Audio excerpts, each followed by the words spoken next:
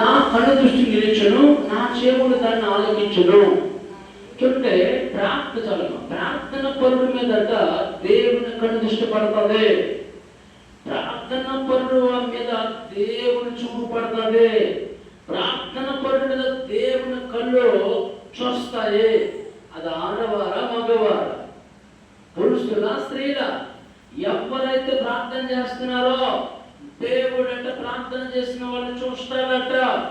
ఎవరైతే ప్రార్థన చేస్తున్నారో దేవుడు అంటే ప్రార్థన చేసిన వాళ్ళ దగ్గర నుంచి చూస్తున్నారట.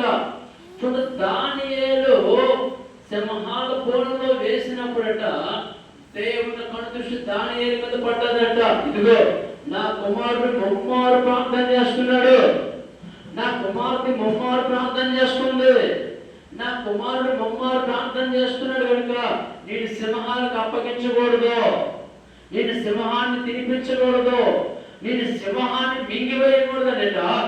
దానియేలు మీద దేవుని కన్ను దృష్టి పడ్డదట. మరి ఈరోజు